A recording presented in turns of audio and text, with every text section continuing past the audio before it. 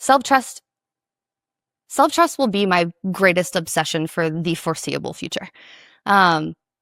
Self-trust is essentially building a relationship with yourself that allows you to know who you are, like who you are, and build a life that actually feels like yours. That's like, if we were to summarize it, that's the brief synopsis. Self-trust to me is ultimately what you have to build in order to find fulfillment, sustainable fulfillment in this life. The way that I see it, the majority of our issues, emotional anyway, issues come from uncertainty. What's going to happen to me? What are people going to think of me? What am I going to think of myself? What happens if this uncontrollable thing plays out? How am I going to handle it? But more importantly, how am I going to feel if this person breaks up with me, if I don't get this job, if someone that I love dies, right? Most of it is, how am I going to feel on the other end of that? And there's no way to outrun that uncertainty. There's no means of control or no ability, no strategy that was going to apply to all of those situations, except for trusting that you will be there in every single one of those situations. Mm-hmm. You'll be on the other end of that, supporting yourself.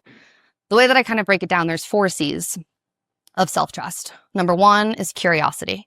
So do you know what you're feeling? Do you know why you're feeling that way? Do you know what you want in this situation, in the next situation, in life in general? Do you know what you don't want?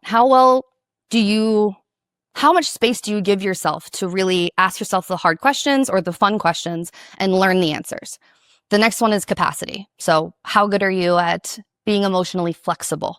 When discomfort arises, do you trust yourself to stay in the disappointment, in the sadness, to support yourself through that? When things go really well, do you trust yourself to not totally self-sabotage and fuck it all up, screw it all up? And then you're looking at compassion. That's the 4th one. So do you have compassion for your own, not just yourself, but also an understanding of your intentions? Like, do you trust your heart? Do you have compassion that you're well-intentioned and that still means you're going to screw up sometimes, Mm-hmm. right? Can you recognize your own humanity? And then the last one, last C is commitment, which is, do I know the kind of life that I want to build? Do I know the kind of person that I want to be? And am I committed, devoted to bringing that to fruition? Am I committed to this life? Because that's what's going to move you forward through all of that. So in short, that's what self-trust is.